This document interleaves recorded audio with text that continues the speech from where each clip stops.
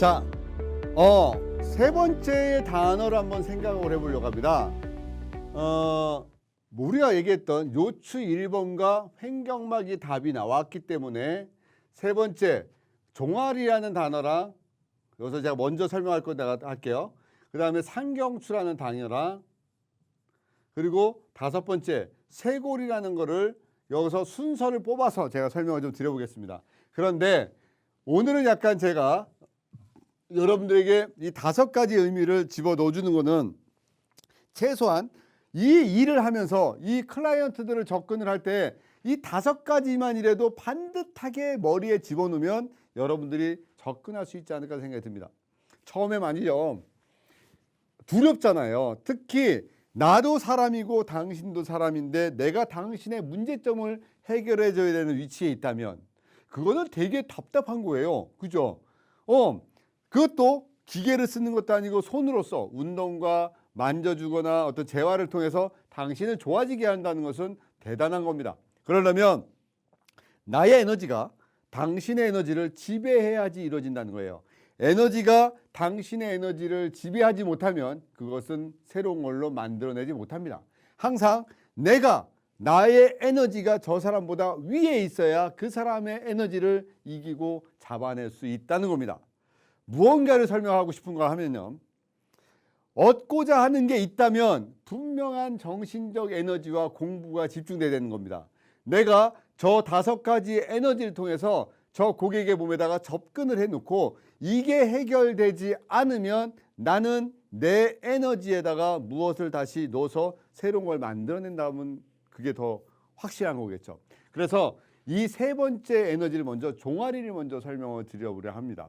도대체 왜 일본인 작가 중에서 한 분이 종아리를 주물러라라는 책을 써서 그렇게 많은 영향을 줬을까라는 생각이 듭니다. 도대체 종아리를 주물러주면 어떤 게 좋아지는데? 라고 생각했을 때 이제 저는 그 답을 찾았습니다. 여러분들은 스스로가 찾아서 답을 찾을 때까지 물론 고민스러운 부분이 있었는데 임상을 30년 넘게 했고 수없이 많은 그 실습과 에너지를 가지고 공부했던 그 모든 걸 가지고 봤을 때 종아리라는 것은 심장이 맞구나라는 답을 제가 정의를 내려봅니다. 우리 몸에는 이런 게 있습니다. 엘라스틱적 성분, 엘라스틱이라는 게 있어요. 엘라스틱. 또 하나는 플라스틱이라는 성분이 있습니다. 엘라스틱, 플라스틱. 엘라스틱은 근육처럼 스폰지처럼 원래대로 자기의 모양, 폼을 만들어가는 게 엘라스틱입니다. 플라스틱은 비닐봉지처럼 우리가 슈퍼에서 라면을 사주면 넣어주는 그 비닐봉지처럼 넣어서 손으로 쭉 당기면 늘어나는데 원래대로 돌아가지 않는 가소성, 어떤 뭔가 변형되는 플라스틱적 성분을 가지고 있습니다. 얘네들이 어디에 있냐면 건에 주로 많이 들립니다. 그럼 이 건은 뭔데? 라고 할 때 뼈하고 근육을 연결해 주는 게 건이야. 근데 얘는 엘라스틱과 플라스틱적 성분을 가지고 있는데 얘네들의 성분은 또 주로 뭐냐라고 얘기하면 얘는 콜라겐 성분이야 라고 설명을 합니다. 자, 통증이 오거나 문제가 생기면 자, 근육이 있습니다. 자, 근육이 있고 여기 뼈가 있습니다. 얘네 두 개가 어떻게 연결됩니다. 이렇게 연결되죠. 근데 이쪽에 또 뼈가 있습니다. 이 뼈하고 이 뼈를 연결하는 것은 인대라고 합니다. 이거를 리가멘트라고 하죠. 근데 요 두 개 연결은 건이라 부릅니다. 얘를 뭐라 그럽니까? 텐던. 텐던이라 부르고 또 힘줄이라고 부르죠. 힘줄. 그럼 문제는 어디서 올 것 같아요? 자, 1번 머슬. 근육에서 온다. 2번 인대에서 온다. 3번 건에서 온다. 우리 몸에서 문제가 오는 부분이 주로 어딜까라는 생각을 가지시는 거죠. 그 문제가 오는 대부분의 문제는 답은 3번입니다. 건입니다. 그러면 이 건의 부분과 연결될 수 있는 부분에 여러분들이 집중하면 뭐가 된다? 그거를 해결해주고 치료를 만들어주고 뭔가를 만들어내줄 수 있는 포인트라는 거죠. 그런데 대부분의 이쪽에서 공부를 하거나 저 공부의 방향이 조금 틀렸던 분들은 근육을 주물러 줍니다. 물론 주물러줘서 나쁜 건 없습니다만 내가 같은 시간에 에너지를 써서 어떤 결과치를 만들어낼 때 그 결과치의 에너지의 방향을 어디다 쓰느냐는 거죠. 그것은 바로 건에다 쏘라. 근데 그 건을 설명하면 엘라스틱적 성분과 플라스틱적 성분을 가지고 있다라는 거랑 콜라겐의 성분을 가지고 있다라고 먼저 정의를 내려놓고 설명을 하셔야 됩니다. 자, 여기까지 한번 설명하고 다시 한번 또 갑시다. 근데요, 제가 이걸 왜 설명하냐면 아킬레스건이라는 것과 종아리를 연결시켜 보려고 합니다. 자, 뒤에 뒤꿈치에서 뒷모습을 볼게요. 요게 종아리고요. 요렇게 아킬레스건이 연결되고 뒤꿈치뼈가 보입니다. 뒤에서 본 겁니다. 우리는 이 종아리 근육을 비복근이라고 부릅니다. 그리고 요게 아킬레스건입니다. 아킬레스건. 자, 요거는 종골뼈죠. 칼카니우스. 자, 그러면 잘 보세요. 우리가 좀 전에 건을 배웠습니다. 제가 건을 뭐라 그랬습니까? 뼈와 근육을 연결한 거고, 얘는 콜라겐 성분이고 엘라스틱적 성분과 플라스틱적 성분을 가지고 있어서 얘는 우리 몸에서 어느 정도 근육과 이 모든 것의 포인트라고 설명했습니다. 그런데 이 아킬레스건의 정상적인 탄력도가 몇이냐면요, 10개 중에서 2개입니다. 2개. 2라는 수, 만약에 이 숫자를 넘어가면 무슨 성분으로 바뀌냐면 아까 얘기했던 플라스틱적 성분으로 건이 찢어지게 됩니다. 파열이 되게 되는 거죠. 그러니까 항상 우리 몸의 정상 범위는 2라는 숫자 안에서 움직여야지 됩니다. 요거 하나 정의를 내려놓고 비복근 갑니다. 요 비복근 가스트로스 네미우스라는 근육입니다. 그런데 이 비복근을 칼로 한꺼풀 벗깁니다. 한꺼풀을 싹 벗기면 그 밑에 나오는 근육, 요 밑에 또 요런 근육이 나옵니다. 요 속에 요거를 우리가 천층이라 얘기합니다. 겉에 있고 얘는 그 밑에 있기 때문에 심층이라 부릅니다. 심층. 요 근육이 이름이 뭐냐면 가자미 근육입니다. 가자미 근육인데 얘가 해부해 보면 이렇게 돼서 얘 또한 아킬레스건으로 붙고 뒤꿈치에 붙습니다. 얘 또한. 얘도 똑같이 아킬레스건에 붙고 얘 또한 종골에 붙습니다. 속에서. 그리고 요 속에 있는 근육을 가재미 근육이라 부르고 여기에 이렇게 빗살 무늬의 흐름이 있습니다. 그래서 피가 이렇게 들어오면 비복근이 풍선처럼 부풀러서 꽉 눌러주면 훅 하고 눌러주면 피가 쭉쭉쭉쭉쭉 퍼져갑니다. 결국 종아리가 움직일 때마다 피가 올라와서 쭉쭉 위로 올려주는 펌프 같은 것이죠. 심장은요, 펌핑에 의해서 내려오냅니다. 근데 종아리는 움직임에 의해서 피가 쭉쭉쭉 올라가면서 하지의 근육들이 같이 작동하게 되는 겁니다. 제가 여러분들에게 근육량의 80%가 배꼽 밑에 하지에 있다는 것을 언급드렸습니다. 배꼽 밑에 하지에 있기 때문에 이 종아리가 움직여주면 피가 돈다고 생각합니다. 근데 얘네의 움직임이 결국 심장을 주무르는 것과 똑같다 이거죠. 심장은 꺼내서 주무르지 못합니다. 왜냐하면 저 안쪽에서 있어서 우리는 자극을 주기가 힘듭니다. 그래서 모혈을 자극주죠. 심장의 모혈인 거골과 심포에 물인 그 단중을 자극을 줘서 그 에너지를 돌릴 뿐입니다. 그런데 심장을 자극을 줄 수 없기 때문에 종아리를 주무르면 이 피가 하지에서 다시 들어와서 심장으로 들어오면 살아가는 반응에서 살려내려는 반응으로 바뀐다는 거죠. 그런데 말이죠, 여러분들이 종아리라는 거를 어떻게 생각하냐, 아니 고객이 오게 되면 종아리 주물러 주거나 아니면 저 종아리에 관계되는 어떤 운동을 시키거나 재활적인 요소에서 어떻게 활용할 거를 고민을 안 해봤다는 겁니다. 잘 생각하면 변화시킨다는 것은 열을 일으킨다는 것, 또 피가 완벽하게 돈다는 것, 이거거든요. 그래서 나는 클라이언트가 왔을 때 이 종아리를 풀어줘야 되는데 이 아킬레스건이 10개 중에서 2개의 에너지 범위 안에서만 움직인다는 것을 이해했기 때문에 여기를 잘못 만져서 욕심내서 움직이면 아킬레스건에 손상을 받는다는 거죠. 콜라겐 성분은 따뜻하게 해주면 늘어나는 성분이 있습니다. 그래서 우리는 비복근을 자극 주기 전엔 항상 아킬레스건을 온열로 풀어놓으면 이 2개의 에너지가 3개로 늘어난다는 거예요. 세 개로 늘어나면서부터 치유의 에너지로 바뀐다는 겁니다. 기가 막히지 않습니까? 생각의 틀이 바뀌면 치유의 에너지도 좀 생각할 수 있어요. 그래서 클라이언트들이 우리 고객이 오셨을 때 이 사람에게 내가 무엇을 알려줄 것이냐, 어떤 걸 해줄 것이냐라는 생각을 갖습니다. 그리고 나이에 따라서 틀립니다. 나이 드신 분이 어느 날 늦둥이를 낳으신 분이 늦둥이가 초등학교 때 체육대회를 합니다. 이제 아빠 달리기를 하는 거죠. 그래서 달립니다. 마음은 젊은데 몸은 벌써 어떻게 되냐면 노화가 일어나서 이 두 개도 어떻게 되냐, 하나로 떨어졌습니다. 에너지가. 근데 달립니다. 근데 달리는 순간 딱 소리가 납니다.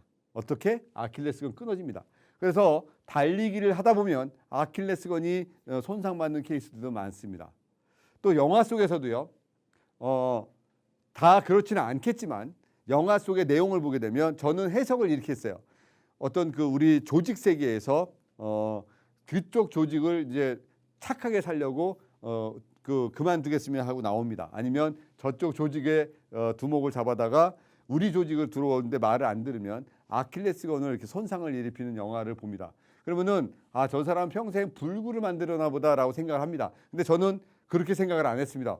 아킬레스건을 자르거나 손상을 입히면 어떻게 되냐면 심장으로 피가 못 올라가잖아요. 심장으로 피가 못 올라가니까 저 사람의 서서히 생명을 죽여가는 과정이 되겠구나, 이런 생각이 듭니다. 그래서 아킬레스건에 그런 손상을 주는 그런 걸 볼 때 저거는 목숨의 반을 잃은 거랑도 같다라는 생각이 듭니다.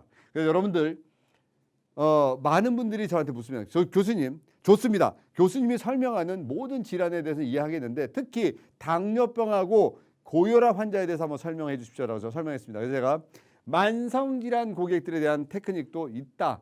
뭐냐면 그들은 지금 몸에서 자기 몸을 살리려고 무지 노력하고 있다. 당뇨나 고혈압 있으면 내가 내 몸을 살리려고 노력하는 그 사람을 몸을 만져보면 여지없이 종아리 부분이 멈춰 있습니다. 딱딱합니다. 그래서 이 몰려있는 압력을 줄여주지 않으면 회복의 에너지가 작동하지 않는다는 겁니다. 그래서 우리가 종아리를 주물릅니다. 종아리를 문질러주고 주물러서 풀어주기 시작합니다. 그러면 다른 사람보다 그 고통의 에너지가 큽니다. 왜? 피를 돌려야 되기 때문에 오랫동안 모빌리티, 모틸리티 또 모든 장부들이 갑자기 작동을 하면서 피가 돌아갈 때 그 느낌은 고통스럽습니다. 마치 오랫동안 침상에 누웠어. 예를 들어서 6개월, 1년 동안 병상에 누워있던 분을 이렇게 세우면 못 씁니다. 아킬레스건이 단축됐던 게 늘어나면서 그 통증이 상상 이상의 통증을 오게 되는 거죠. 그러니까 결국 우리는 두 발로 걷고 있는 당신들은 엄청난 심장과의 조화로움과 치유의 에너지를 가지고 있는 겁니다. 자, 이제 여러분들이 클라이언트에게 뭘 해줄지 고민하시는 겁니다. 종아리 부분을 만져보고 아킬레스건을 따뜻하게 풀어서 피를 올리기 시작합니다. 소통과 순환을 시켜가면서 치유의 에너지로 그 작동을 시키기 시작하는 거죠. 상당히 좀 과학적이지 않습니까? 그죠? 심장을 꺼내서 주물러서 치유를 못 일으키니 나는 종아리를 주물러서 치유의 에너지를 열겠어 라고 종아리를 정리를 내립니다. 그래서 그 일본 저자분이 쓰셨던 종아리를 주물러라, 종아리를 주무르면 당뇨병까지 낫는다라고 했던 그 대목을 저는 이해합니다. 왜? 결국 종아리를 주물러서 전신에 피가 돌았다는 것은 자기 몸을 자기가 살리려고 했던 그 에너지가 기가 막히게 돌아갔다는 것으로 정의가 내려지는 거죠. 자, 여기서 종아리까지 정의를 내려봤습니다. 자, 이제 여러분들에게 상경추와 쇄골인데 먼저 쇄골 부분을 설명을 드려볼까 합니다. 쇄골은요, 한번 그림을 그려보면 이렇게 쇄골이 있고 또 쇄골이 있고 가운데 이게 뭡니까? 요거 스터넘, 흉골이죠. 자, 그리고 이렇게 늑골이 이렇게 갈비뼈가 형성되어집니다. 그리고 이쪽에 이제 상완골이 이렇게 있겠죠. 팔, 요걸 척골이 있고 이제 몸통이 이렇게 형성되어집니다. 그죠? 쇄골뼈가 도대체 우리 몸에서 어떤 연관이 있을까라는 생각을 갖게 됩니다. 쇄골이 이 빗장뼈라고 불리는 클라비클 쇄골에는요, 우리 몸의 상지와의 소통의 관문입니다. 요 밑에 쇄골뼈 밑에 여기에는 근육이 있습니다. 요거를 쇄골하근이라 합니다. 쇄골하근이라고 정의를 내립니다. 그리고 쇄골뼈 반, 이 안쪽의 반에서부터 이쪽 상완골로 이렇게 근육이 붙습니다. 이렇게. 요게 대흉근, 쇄골지라고 부릅니다. 또 흉골에서 그대로 이쪽에 근육이 붙습니다. 요거를 대흉근, 흉골지라 부릅니다. 또 밑에서부터 그대로 붙습니다. 얘를 대흉근, 늑골지라고 부릅니다. 결국 뭐냐면 이 대흉근의 하나의 일부분이 쇄골에 붙어 있어서 쇄골의 모양에 영감을 줍니다. 그런데 말입니다. 더 재미있는 얘기는 뭐냐면요. 이 쇄골뼈보다 늑골 첫 번째 뼈가 높게 더 올라가 있다는 겁니다. 해박적으로. 그런데 이쪽보다는 그 올라가 있는 그 라인에는 이 틈이 좁아져 있어요. 틈이. 근데 목에서부터 신경이 그 틈을 통해서 팔로 내려가거든요. 이렇게. 이 쇄골뼈가 틀어졌다는 것은 일로 내려가는 길목이 좁아졌다는 겁니다. 그런데 이 쇄골뼈에 영향을 주는 것이 대흉근이라는 거예요. 뒤쪽은 승모근하고 붙어 있는데 영향력이 떨어져요. 그래서 쇄골뼈 라인 요 부분에 림프가 있어요. 림프. 또 림프라는 것은 몸의 부종, 노폐물 청소해주는 정맥각 터미너스가 그 부분에 있습니다. 그래서 저 부분을 우리가 충분히 풀어주고 잡아준다는 느낌을 갖고요. 두 번째, 일로 내려가는 쇄골하, 동맥, 쇄골하, 정맥, 그리고 상완신경이 일로 내려갑니다. 또 하나는요. 재밌는 얘기는 그겁니다. 체형이라는 부분을 봅니다. 우리가 바디가 똑같이 되어 있는 자세적 요소에서 너의 체형을 똑바로 잡아줘야 되는데 틀어지는 측만증, 스콜리오시스, 앞으로 굽어지는 카이퍼시스, 후만증, 뒤로 넘어가는 로도시스, 어쨌든 정상적인 체형이 중력선언에 들어오게 만드는 것이 우리의 임무죠. 그런데 여성분들은 비정상적 체형 중에서 가슴이 체조하는 부분이 있습니다. 그것이 대흉근 위에 여자들의 가슴은 그 위에 올려져 있는데 이 높이의 차이는 쇄골뼈의 밸런스랑 깨지기 때문에 오게 됩니다. 그래서 쇄골뼈를 잡아준다는 것은 여성분들의 체형에도 되게 중요한 요소인데 쇄골뼈와 연관되는 것은 결국 대흉근이라는 거죠. 대흉근 위에 있으니까. 그래서 여러분들 쇄골뼈 부분에 문제가 되거나 또 하나는 제가 호흡에 대한 얘기를 드렸던 적이 있는데 다시 한번 정의를 드려볼까 합니다. 정상적인 호흡을 합니다. 정상적인 호흡이라 한다는 것은 복식호흡을 통해서 1차 호흡을 얘기합니다. 두 번째 호흡은 여자분들의 대부분의 호흡인 흉식호흡을 하게 됩니다. 자, 복식호흡과 흉식호흡입니다. 그런데 여성분들은 대부분 흉식호흡을 하다가 아이가 배에서 커집니다. 이제 임신 거의 막달 정도 되게 되면 아이가 위로 올라오면서 횡격막까지 거의 치고 올라가죠. 그러면 폐에는 근육이 없습니다. 그러니까 폐가 움직여서 호흡을 해야 되는데 답답하니까 호흡을 하지 않는 평소의 근육인 흉쇄 유돌근하고 사각근이 호흡의 근육으로 보조적 근육으로 바뀝니다. 우리는 이런 호흡을 역리호흡이라 합니다. 역리. 거꾸로 하는 호흡이 바뀝니다. 이거는 얘는 뭐냐면 맞지 않는 옷을 입었을 때 그때 배로 숨을 못 쉬고 가슴으로 쉬고 있는 거꾸로 하는 호흡을 역리호흡이라고 하는데 이 역리호흡이 임신 상태에서는 어디 근육을 쓰냐면 흉쇄 유돌근하고 사각근을 쓰게 되면서 호흡이 거꾸로 올라갑니다. 그래서 이쪽이 한 몇 달 동안 안 쓰던 근육이 단련이 되게 되죠. 근육이 단련되면서 비대해지면서 이 쇄골에도 영향을 주게 되죠. 왜?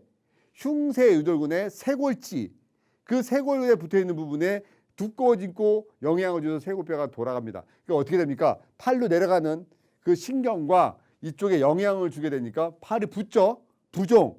또 누르면 안 나오죠. 또 팔뚝살이 두꺼워지죠. 그러니까 임신 상태에서 호흡이 역리호흡으로 넘어갈 때 팔의 부종과 연관되는 그 포인트가 어디다? 쇄골뼈입니다. 쇄골뼈. 결국 몸의 변화는 말초까지 모든 게 원활하게 소통이 될 때 그때 치유가 되는 건데 쇄골뼈라는 곳에서 그 문제가 일어나게 되니 우리 몸은 치유가 되지 않는 그것에 해결해 주는 포인트를 찾아서 가야 된다는 거죠. 그게 쇄골이라는 거죠. 다시 생각하면 좋아지게 한다는 것은 원래의 사이클대로 편안하게 들어오고 나가고 소통이 되고 모든 게 원활할 때 치유가 되는 거잖아요. 그 중에서 쇄골뼈는 상지에서 일어나는 문제들, 상지의 문제들과 아주 기가 막히게 문제가 있는 부분이라 제가 쇄골뼈를 먼저 설명을 드렸습니다. 이해가 되십니까? 이해가 되시지 않으면 한 번 더 생각을 해보고 영상을 반복적으로 보시면서 종이에다가 그림을 그려가면서 제가 드린 말씀을 한번 정리해 보시기 바랍니다. 모르면 제가 알려준 것을 똑바로 한번 찾아보시기 바랍니다. 유튜브에 신원범 검색해도 제 영상들이 많으니까 그 영상 속에서도 답을 찾으시면 요것들에 대한 해결책이 나올 겁니다. 마지막으로 상경추 부분에 대한 얘기를 더 드려볼까 합니다. 알 수 없고 재밌는 부분이 우리 몸이다. 예전에 어렸을 때 신바트의 모험이라는 게 있죠. 그죠? 만화. 신바트의 모험이라는 것은 뭔가 미지의 세계로 떠나는 거고, 또 하나는 우리가 알고 있는 마왕의 소굴로 뭐 삐삐, 뭔가 어른들이 모르는 3차원 세계, 참 많은 얘기들이 어렸을 때 보면서 만화를 보면서 컸습니다. 그런데 인체도 참 신기하다. 사람의 성격도 신기하죠. 참 저 사람은 알 수 없는 성격이야. 참 저 사람은 인품이 좋아. 아, 저 사람은 저래 라고 얘기하죠. 야, 저 사람은 학식과 덕망이 참 훌륭해. 그런데 해부학실에서 사람을 보게 되면 다 똑같습니다. 사람의 감정이 없는 사체로 보게 되면 그냥 사람은 그냥 하나의 그 똑같은 모양입니다. 그래서 제가 많은 시간의 강의를 하면서도 잊지 말아야 될 거 하나가, 우리 몸에는 뭐가 있다? 우리 사람들에게는 감정이 있다라는 것을 절대로 잊지 말자. 이 감정의 에너지가 치유에 상당한 많은 영향을 준다. 그런데도 구조적인 요소를 좀 먼저 설명해 주자라고 합니다. 상경추는 경추 1번과 2번은 우리는 어퍼서비칼이라 불러서 상경추라고 합니다. 그죠? 다시 한번 잘 그려보겠습니다. 요렇게 되겠죠? 요렇게. 네. 요렇게 해서 요 1번과 2번을 상경추라고 부릅니다. 그리고 3번, 4번, 5번, 6번, 7번이 그려지겠죠? 그래서 여기에 문제가 생기는 이유 중에 하나가 물렁뼈가 없어요. 여기에는. 다른 데 물렁뼈가 있어서 여기에서 만약에 틀어지게 되면 원래대로 회복이 잘 안 됩니다. 여기 위에 바로 뇌간이 있어요. 뇌간. 뇌간은 연수라는 것이 들어있어서 연수에서 모든 장부하고 연관되는 미주신경이 나옵니다. 뇌신경 10번 미주신경이 나오기 때문에 상경추를 풀어준다는 것은 모든 장부의 기운의 에너지를 준다는 겁니다. 그래서 이 미주신경과 연관되기 때문에 되게 중요합니다. 잘 틀어집니다. 물렁뼈가 없기 때문에 한번 틀어지면 회복이 잘 안 됩니다. 그래서 여기에 문제가 생기면 이런 일들이 생깁니다. 1번, 뇌압이 올라갑니다. 두 번째, 혈압이 올라갑니다. 세 번째, 림프 순환이 원활하지 않습니다. 네 번째, 혈압, 뇌압, 림프 순환 640만 조의 뇌신경의 흐름이 원활하지 않습니다. 다섯 번째는요, 설명드렸던 이 미주신경의 흐름 때문에 모든 장부의 기능이 떨어집니다. 장부의 기능의 에너지가 떨어진다. 자연치유력의 에너지 떨어진다. 여섯 번째는요, 여기에서 알파파라는 파장이 나오는데 알파파의 파장이 나오지 않아서 우리 몸에 스스로 치유되는 에너지들이 문제가 생기게 되는 겁니다. 상경추 부분은 다른 곳과 틀리게 좀 더 생각을 많이 해줘야 됩니다. 여러분들이 공부가 깊어지면 CST도 할 수 있고 또 더 많은 학문적인 요소들을 접근을 합니다. 말씀드렸듯이 내장기적 도수요법에서 모빌리티와 모틸리티를 이해하고, 그 다음에 정경 12경맥의 경락을 이해하고, 그 다음에 해부생리학적 구조에서 해부생리학을 이해한 다음에 하나하나의 근육이 치료에서 어떻게 적응하는지 치료적 관점에서 근육을 이해한 다음에 얘네가 근막형성 해박의 개념과 그 다음에 AK 개념에서 설명하는 모든 문제들, 그리고 얘네를 조화롭게 하는 모든 테크닉들의 마사지적 테크닉과 뭐 스웨디시와 뭐 SOT요법부터 해서 그리고 알렉산더 테크닉까지 완성을 시켜가면서 우리 몸을 보게 됩니다. 그리고 나서 감정의 에너지와 정신의 에너지까지 얹어지게 되는 거죠. 우리 인체를 좋아지게 하는 5가지를 한 번 더 마지막으로 정리하겠습니다. 1번 요추 1번입니다. 2번 쇄골뼈입니다. 3번 횡격막입니다. 제가 순서는 일부러 바꿨습니다. 네 번째 종아리입니다. 5번째 상경추입니다. 이 5군데를 여러분들이 수기요법을 할 때 항상 머릿속에서 원리에 입각한 정확한 요법으로 접근하면 완성되는 테크닉이 될 거라 생각하십니다. 감사합니다.